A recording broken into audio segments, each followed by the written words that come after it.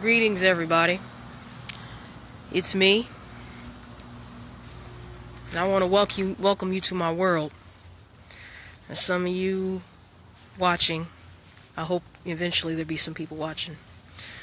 A lot of you all know me for quite some time. Some of you have known me from childhood. Some of you have known me from school. Some of you have known me from work.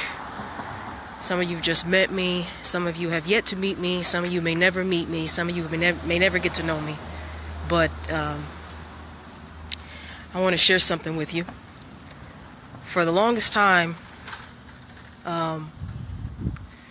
people have known me as being a quiet person, keep to myself, a good person, a good child, an artist. The quiet girl that sits at the back of the classroom and paints and draws or whatever it is, But that's not all that I am. I'm also a broken person. I also have my issues. And I've done everything in my power to hide that from everybody until fairly recently. I've struggled with anger. I've struggled with jealousy. I've struggled with pride. And I've struggled with isolation. So I've been striving for at least the past several months to try to overcome these things, because I am just tired of not getting anywhere, not being able to achieve anything because I'm too busy focusing on these bad things that were getting in my way. And so a month ago, February 1st, a co-worker of mine challenged me to do an abstract painting.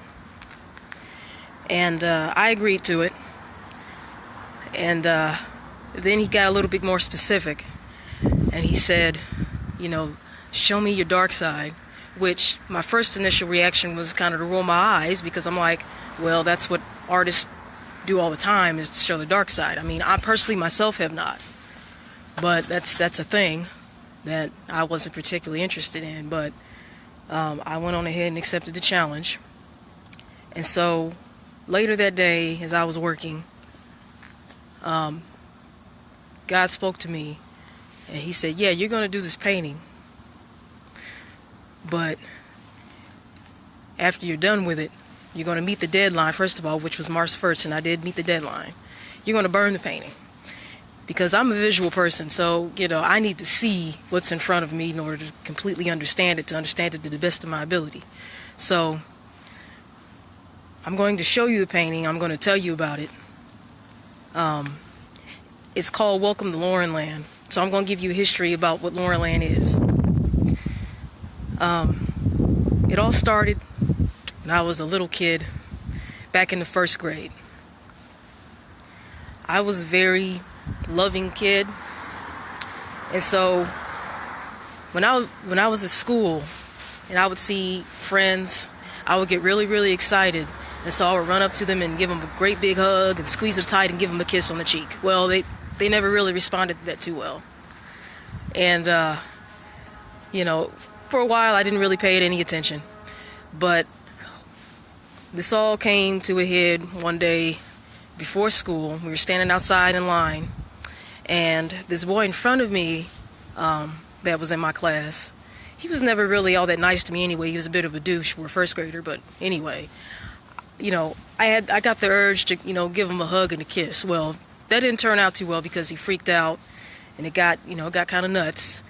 And the teacher found out, and I got in trouble for it, and it really, really messed me up, because first of all, I was embarrassed, because it was like in front of the whole first grade class pretty much. Not just my class, but all of the first grade, because we were all standing outside. And then, I got yelled at by the teacher, and so I had to deal with that embarrassment for the rest of the day. So it was kind of rough for me. And so that kind of messed me up, because, in my mind, I'm like, I just wanted to, express some affection, to this kid, Then that just led to a lot of other things that I've been keeping tabs on up until this point, where I've been, used, and my trust had been betrayed. My kindness had been taken advantage of. I've been lied to, all kinds of stuff like that. And one thing that I've always really, really wanted, but never could seem to get or keep, was friends. There was always instances where they wouldn't want to be my friend anymore, or circumstances would pull them away. A lot of them moved away. They chose to be friends with other people, lost contact, you name it. And so after a while, I just started to say, you know what, F it, I'll just do my own thing and be by myself. And I'm also a very, very, very hard thinker. I think a lot. My mind is always going on about something. Well, usually that requires to, spacing out or daydreaming. And so I've started to daydream a lot, kind of go into my own world. And my mom would tease me about it. She would always say, you're going to have to come out of Lauren land someday. And I would just ignore her, but, I used to say, Lauren land is a wonderful place because I'm by myself. I don't have to worry about all these people messing with me or hurting me anymore. It's just me, and it's peace and quiet, and it's just a great place to be. Well, over time, I realized that, no, it was not a great place to be. Because it was cutting me off from the rest of the world. I said I wanted friends, but Lauren land was getting in the way of me making friends or developing relationships, or overcoming my shyness or my timidness. It caused me to continue to be in my low self-esteem and low confidence, and always looking around to see who's watching, or worrying about what other people think. And so to bring this all back around, when I got challenged to do the painting, I had thought about painting Lauren land for a while. And so I said, okay, I'll do that. Because I had drawn up a sketch of it before, and it's not pretty. So that's what I decided to paint. So I'm going to show you all, or the two of you, thank you for watching. Sorry, it's a little windy out here. But I'm going to go ahead and show you the painting. And I'm going to give you a second to take a look at it. And then I'm going to go through and talk about what it's about. So, okay. So this is a month of work. The blue sky up here is what Lauren land used to be, or what I thought it was. Which, blue skies, green hills, the most peaceful place that you could possibly think of. But it's all a lie. So that's where this comes in, this brown part of the sky. So now we have this barbed wire fence, and that represents the barriers that I've put up over the years to keep people from knowing who I am, to keep people from seeing me in a vulnerable state, keep people out. And it's all rusted and gross because it's been most of my life where, this is how I've been acting and being. So down here, I'll get to the middle part last. So down here are three representations of what my childhood is, or was, that, made the most of an impact. So you have My Little Pony, my favorite one, Twilight. I've always liked My Little Ponies as a kid. Then you have Sonic, which got me into gaming, which still continues on today, still a big fan. And then you have this stuffed dinosaur that I actually had. I named him Yoshi, after, Mario Yoshi. And I still have him. And he's probably one of the oldest stuffed animals that I've had. And so this also represents that I tend to hold my childhood and my memories of my childhood a little bit too closely. I mean, it's okay to reminisce and be proud of your childhood and remember things, but at the same time, you grow up and you move on, life goes on. So even though you have the memories, that shouldn't be what your life is all about, reminiscing and talking about the past all the time and living in the past all the time. because a lot of times I would, think about the past and how nice it was, but yet at the same time not doing anything to improve the present, for the future. So here you have a sketchbook. The sketchbook represents, of course, my art, because that's been a lifetime thing. I've been drawing since I was 3, pretty much. So it's a little bit farther in the background and everything else, because that's one thing that I've always held really, really closely is my art. For the longest time, I've hidden it. I mean, even like for those who have gone to school with me or known me, for a long time, whoever had class with me, you would always see me drawing in a notebook or something like that. But I never really show anybody unless they happen to come back behind me and watch. Not anymore. College helped that out a lot, because I really didn't have a choice but to show my artwork. So that's one good thing of college.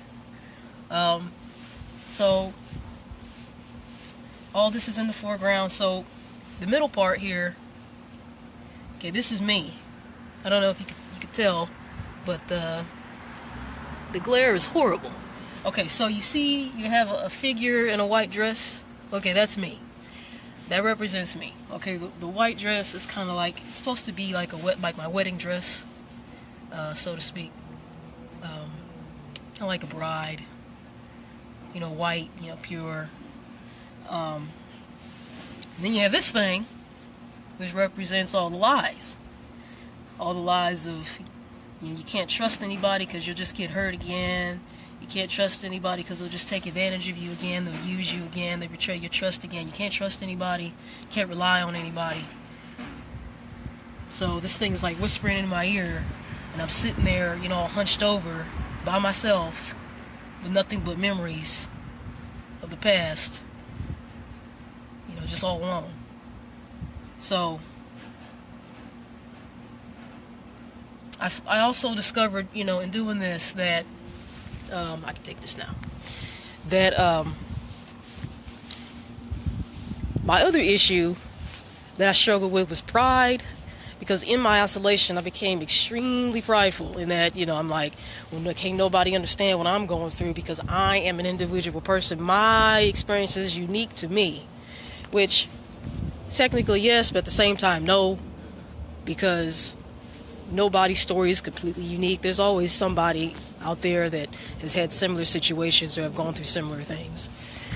And I started to kind of sort of open up a little bit, but I had like this crazy list of standards that I expected everyone to meet in order for me to even consider them, calling them a friend, which sounds ridiculous, but that's because it is.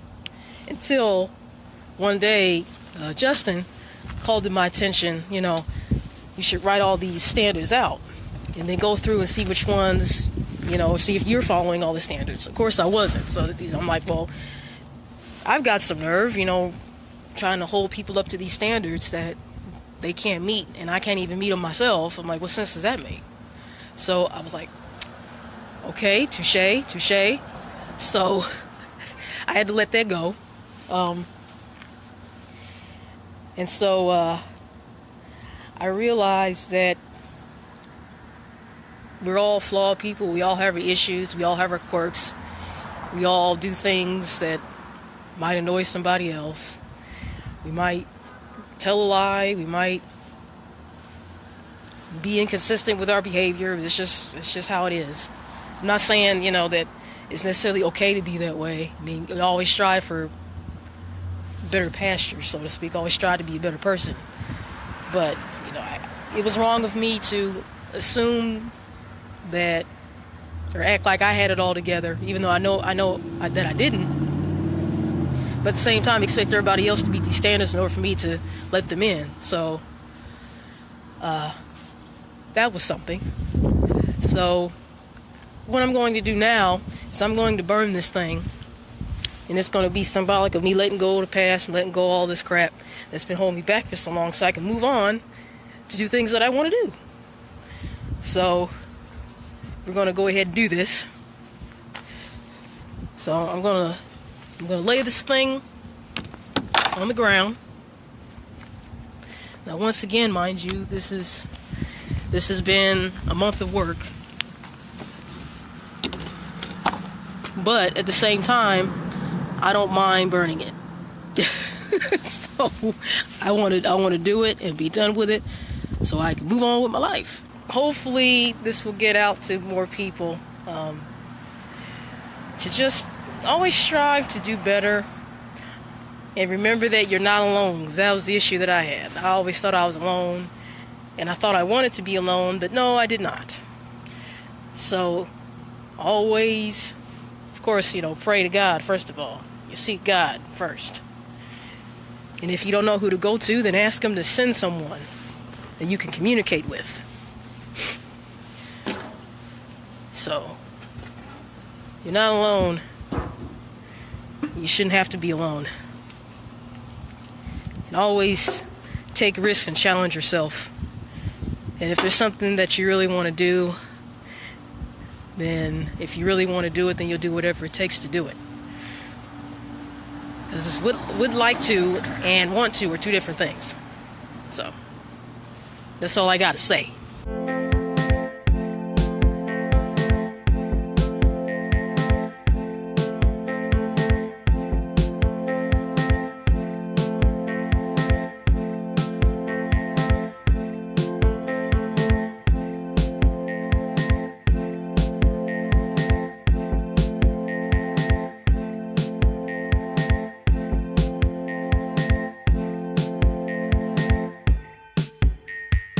So to those who are struggling or have things that are hindering you from achieving things that you really want to achieve, don't accept that. Don't accept the fact that you're depressed, and don't accept the fact that you're sick or that you're fat or that you're blah, blah, blah, because there is something you can do about it. First and foremost, though, you have to seek God in that, because that's the only way you're going to overcome it. You can't do it yourself, and you can't. It's good to trust people, and it's good to rely on people, but you can't completely trust in people or completely rely on people, because we are all flawed. So don't expect them to perfectly back you up. Now, if they do back you up, fabulous. But that's not who you should be putting all your trust in. You put all your trust in God, and if you don't have anybody, then you should pray to God for Him to send you somebody. The bottom line, you can't do it by yourself. You can't do it alone. It's not good to be a lone wolf. It's not good to be in your own little bubble. It's not good to be in your own little box, because you're just alone. And that's not a good feeling, trust me.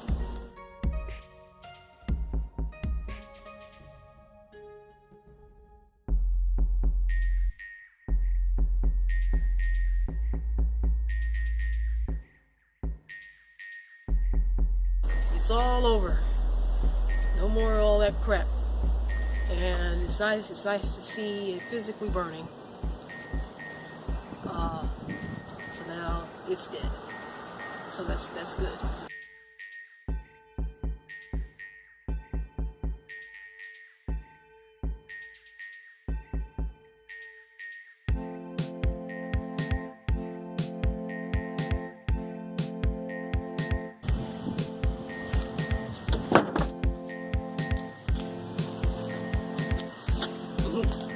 Yep, that's that. Deuces.